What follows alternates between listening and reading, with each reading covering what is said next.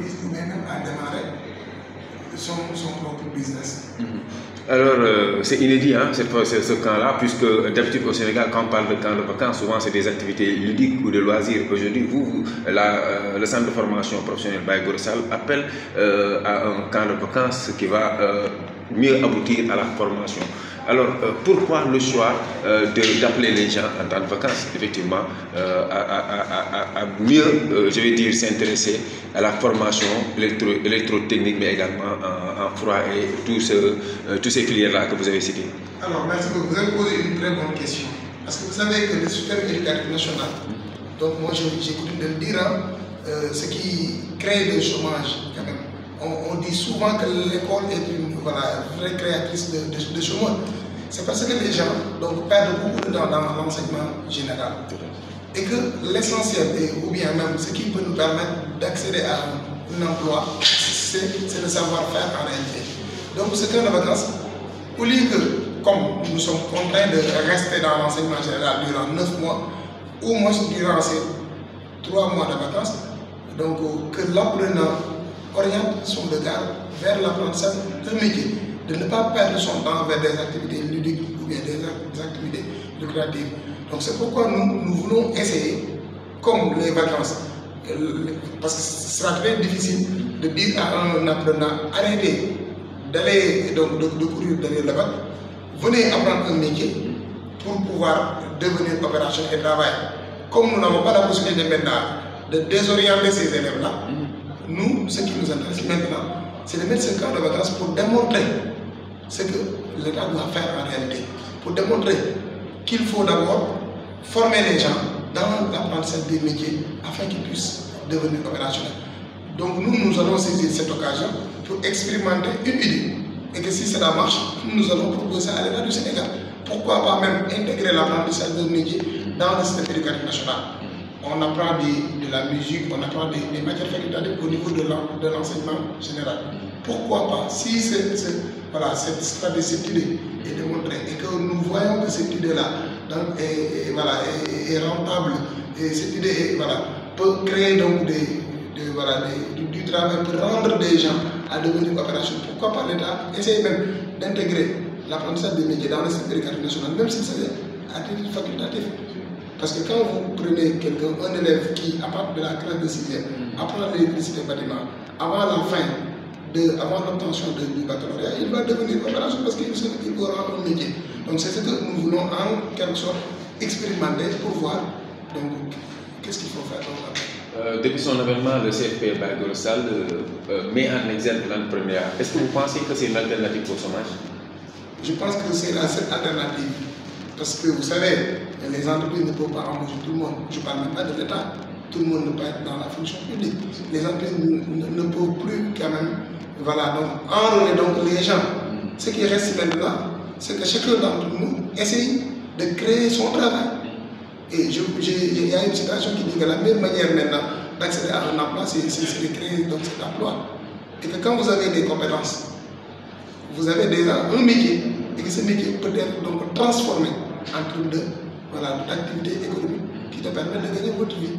Donc je pense que la seule alternative que nous avons actuellement, c'est l'auto-emploi d'abord.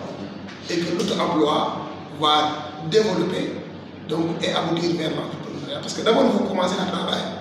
Et quand vous commencez à travailler, jusqu'à ce que votre activité soit développée, vous faites appel à d'autres personnes qui vont travailler avec vous. Et ainsi, c'est à ce moment que nous allons parler de l'entrepreneuriat. Absolument. Alors, dernière question peut-être, votre corps professoral a fait tomber les barrières linguistiques, puisque d'habitude, c'est la langue officielle, c'est le français.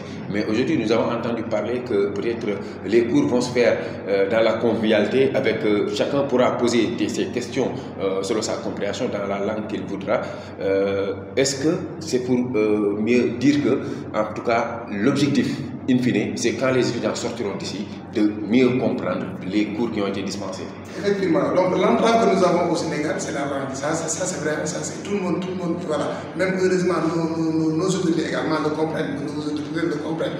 Donc c'est ça la vérité. Donc l'entrave que nous avons, même moi, par exemple, les idées que je veux développer, parfois je peux avoir des difficultés à les exprimer en français. Parce que c'est une langue importée, une langue quand même, et que là, nous sommes complexés de parler, de faire des erreurs, voilà, et que cela va aboutir à cela va constituer de vrais freins maintenant qui gangrènent quand même, qui nous empêchent de pouvoir développer nos compétences. Donc c'est pourquoi, comme c'est un temps de vacances, nous avons décidé de travailler donc, selon les langues nationales. Donc les langues nationales plutôt. Donc ça dépendra de donc chaque professeur a la possibilité maintenant de s'exprimer en Wolof pour pouvoir expliciter davantage les connaissances, parce que nous voulons donner des compétences à ces élèves. Donc nous n'allons pas rester là, donc que cette langue française ne sera pas donc, une entrave pour nous. Donc c'est pourquoi dans ce temps de vacances, il y a des gens qui n'ont jamais fréquenté l'école, il y a des gens qui sont au niveau de l'université, il y a d'autres également qui sont dans le domaine.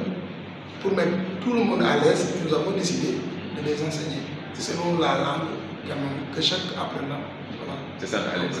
Voilà, donc en wolof, monsieur Sall, ñu ngi rafetlu sa laaj bi di xamal ni tamit aussi camp de vacances bi njëriñ bi mu am sax xëy na dafa jéggi dayoo même ñun sax bi ñu tegee xalaat bi ba teg ko ci la ñuy gën a dem di xam ne lii njëriñ bi sax jéggi na dayoo parce que camp de vacances bi boo xoolee ñun Sénégal suñu njàng dañ ko déggee dafa fekk ne nit ki dina def ay ati at lu ëpp ci at bi te tamit ay ati at pour sax muy doog a mën a am bac te bac boobu noonu muy am su noppee du ko permettre pour moom mu mën a dem def dara moo tax nag comme ñun amaguñu dayoo wax élèves yi ne dem leen tey jii ngeen dem jàngi ji métier pour ngeen mën a dem liggéey ji li ñu xalaat mooy commencé ci waxtu li nga xamante ni élèves yi demaguñ école ñu saisir ñu daal di profité si occasion boobu pour mën leen a jàng lu métier moo waral ñu préféré ci durant vacances yi ñetti weer yooyu ñu xool nan la ñuy dajalee élèves yi te dajale gi dafay nekk ñi am bac ñi amul bac ñi nekk ci milieu bi ñoom ñëpp ñu dajale leen pour mën leen a jàngal métier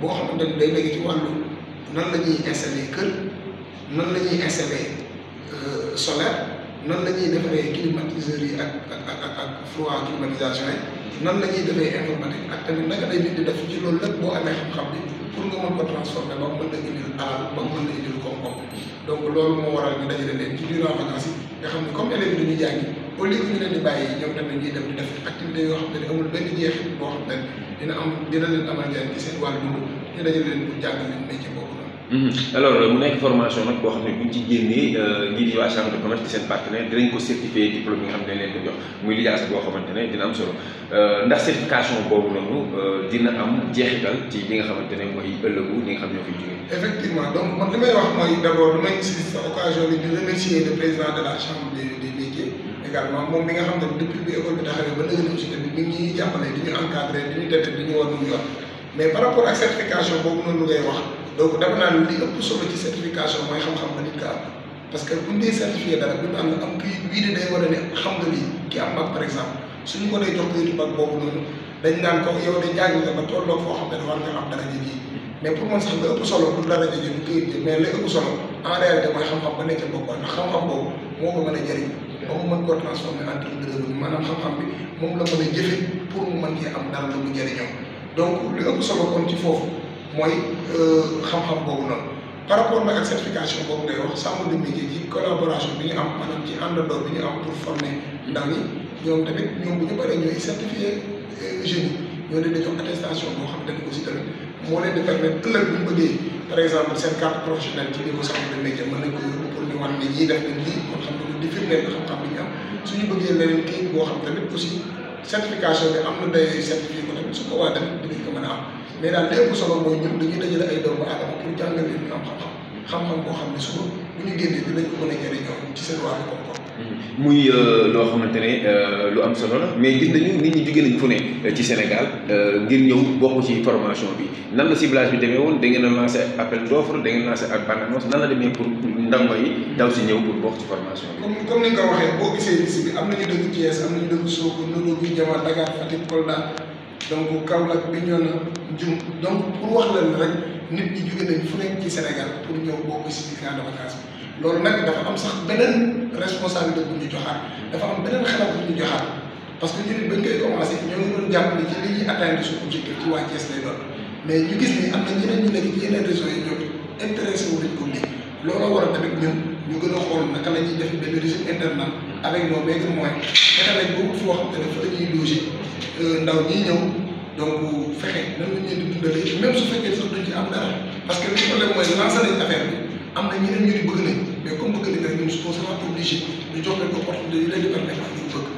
donc loolu tamit doon nañ commencé naturellement ba yàlla def ñoom ñëpp tamit di ñëw te lii jox nañu xel pour que tamit ñu moom utiliser occasion bi pour lancer ko que xel bi ñu joxaat mooy ñun suñu paree ci cas de vacances dinañ organiser benn cercle de primo entrepreneur du Sénégal maanaam ndaw ñi nga xam ne dañoo jóg bëgg a entreprendre bëgg a amum xëy te xamuñu nan la ñuy jaar ñun dinañ fexe école bi dina def le tout pour encadrer leen jàppale leen ba ñu mën a amum xëy ba ñoom ñëpp ñu mën a entreprendre dans un domaine boo xam ne am nañ ci ay compétences incha allah. lii yees la cas de vacances bu ñu ko déggoon day nekk si wàllu football ci wàllu basket wala ci leneen wala sax ay activités yoo xam ne day nekk activité de loisir tey yéen ngeen woote ko ci wàllu njàng alors lan la idée boobu juddoo ak lan moo war a ngeen teg ko. waaw léegi bon xam nga je ne veux pas parler trop d'une question politique mais gis nga soo xoolee Sénégal.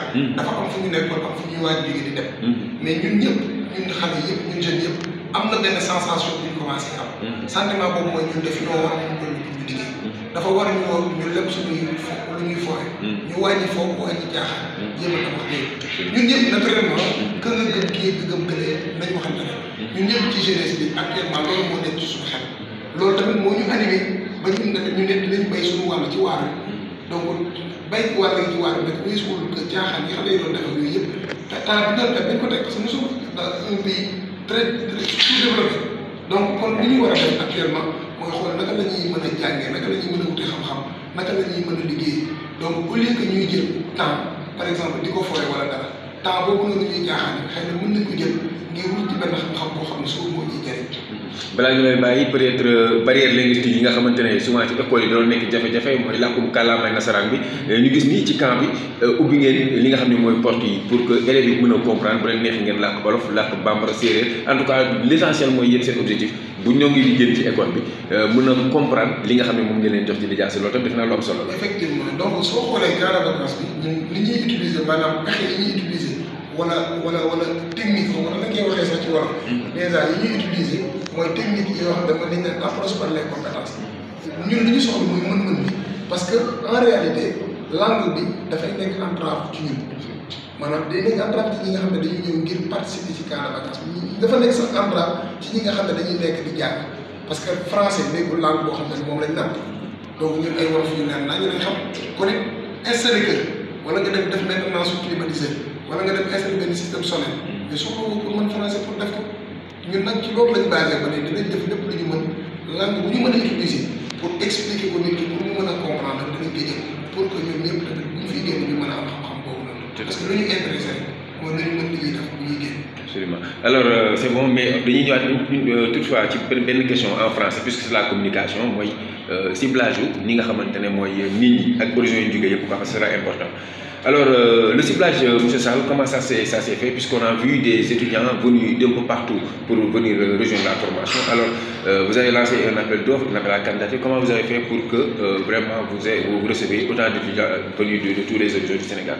Voilà, donc l'idée de ce projet, voilà, donc à la base même, bon, si on le dit, on avait envisagé de recruter des élèves qui sont au niveau de la région de Thiès, mais on s'est rendu compte qu'il y a beaucoup d'élèves qui habitent hors Thiès et qui veulent participer à ce camp de vacances. Maintenant, pour donner les mêmes chances à tout le monde, parce que le Sénégalais qui est à Fatick, c'est le même Sénégalais qui est à Thiès, c'est le même Sénégalais également qui est dans des autres régions. C'est pourquoi nous avons décidé de mettre un régime internat. On a déployé des moyens, même si bon, ce cas-là ne sera pas en termes financiers, ne sera pas rentable pour l'établissement, mais la rentabilité pédagogique est plus importante que cette donc, financière. Donc si l'école ne gagne rien du tout et que l'école parvient à former des gens qui sont opérationnels, qui demain gagnent leur vie pour subvenir à leurs besoins, aux besoins de leur famille, moi je dis alhamdulillah.